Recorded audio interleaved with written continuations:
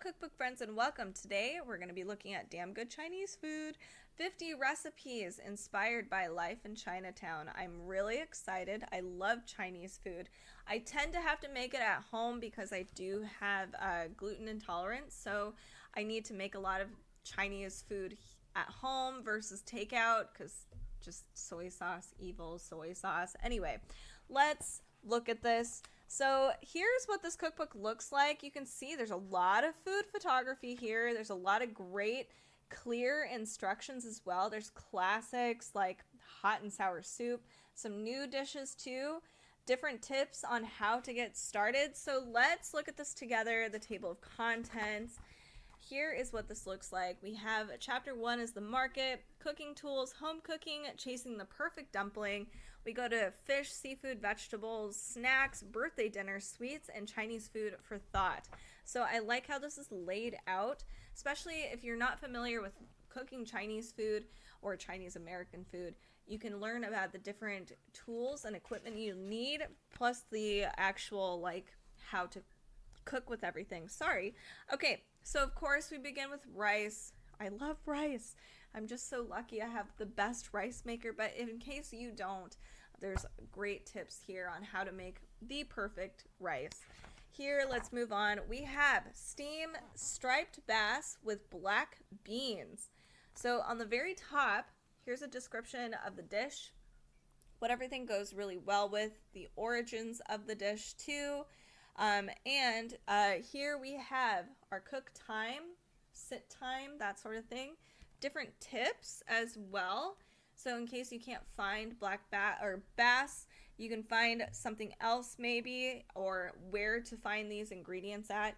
Here's a list of ingredients. They are in US. And then here we have our list of directions. Here's our directions. Everything is listed out in a paragraph form. All right, chasing the perfect dumpling. Let's look at this. Perfect introduction to dumplings. So the wrappers are really important. The filling, storage, you can freeze them, but how to do it properly. Here's different sauces and oils you can make for dumplings. Shumai, my favorite dumpling. I miss shumai, but here's how to actually make them with step-by-step photos, which is great. The ingredients aren't a ton. We just have to go through the fundamentals first, like how to make it. Pot stickers. So you want to read through this first, and then you look here at the actual ingredients and how to make it, how to fold the dumplings, etc. Sour dumplings. I do know that for me, I'm going to have a specific, I know there's a specific, what's it called? I need a steamer.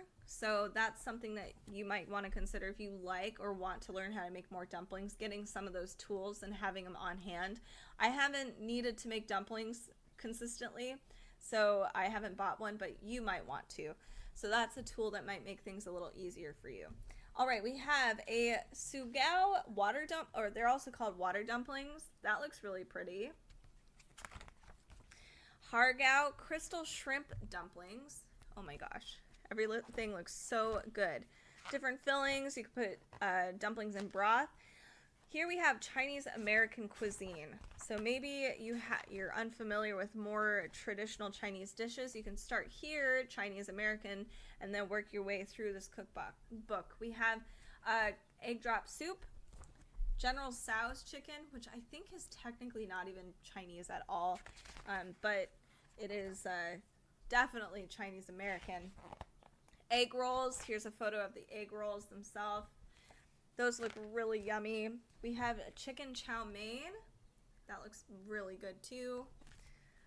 And you can learn how to make these things at home. They're fairly simple, a lot of the American Chinese takeout dishes, but I'm excited for some of the traditional dishes.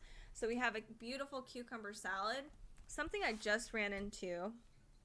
So it says there's different ways of cooking vegetables depending on where you're at, and then it says cooking in the countryside, that our author went to cook in China, but in the countryside. So learning how to get the vegetables and how to cook them is going to be different depending on the region. So that's a cool thing to learn. Sauteed bok choy. a fantastic vegetable side dish for sure. Stir-fried eggplant. Honestly, this with rice is super good. Old school Chinatown vegetables. This looks like another really easy dish you can make on the weekday. Actually, it is. It looks like it's only a 30 minutes plus overnight. There might be some marinades. And then the cooking time is only 8 minutes. 3 cups cauliflower. Beautiful. Here, let's move on. Szechuan vegetables. Yum. All right, let's move forward a little bit more. We have steamed preserved salted fish. Black bean clams. Crispy fish mapo tofu. That looks really yummy. I'd love to try mapo tofu with fish. I think that'd be really good. Meat and poultry section. So we just looked at the fish section and shellfish. Now we're looking at more of the meats. So this is a Chinese sausage and potato dish. That looks awesome. I did not think that was Chinese sausage. I thought those were cherries. That looks beautiful though. Char siu roast pork. Char siu is delicious. If you've never had it, I highly recommend it. In fact, start with it. Here's our snack recipe.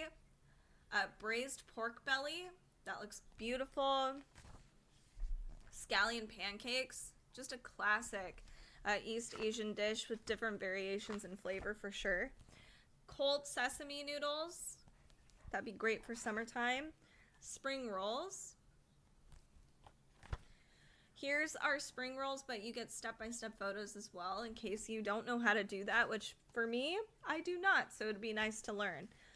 Jum, or zongji, I think is how you say it. I might have said that incorrectly, I apologize. It is sticky rice mixed with meat, cooked from scratch so that the flavor of the meat melds with the sweet rice, and it's in a leaf wrap. So that looks beautiful. That would be really fun actually to take with you if you were camping because it's so portable. Here we have, oh, what is this? This is for birthday dinners, by the way. Roasted chicken, salt, lemon, and shrimp chips. Here's what that looks like. So some special meals for big occasions. Shanghai braised black bass. Chicken and salted fish fried rice.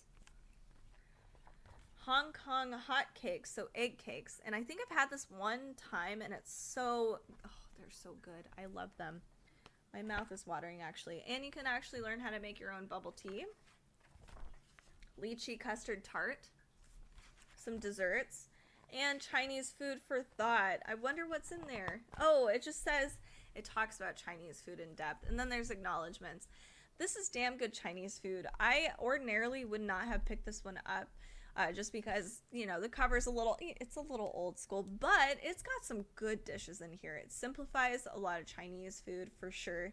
Introduces us to some of the fundamentals of Chinese cooking and equipment and tools, and 50 awesome recipes in here with step-by-step photos. You can't really go wrong, and it's not a terribly huge cookbook. And it would be easy to go through 50 recipes and you get to learn a lot. So check this one out. If you're looking for some other Chinese cookbooks, we do have those. You can find it on our playlist. And join us on our Cookbook Divas social media channels, which are down in the description below.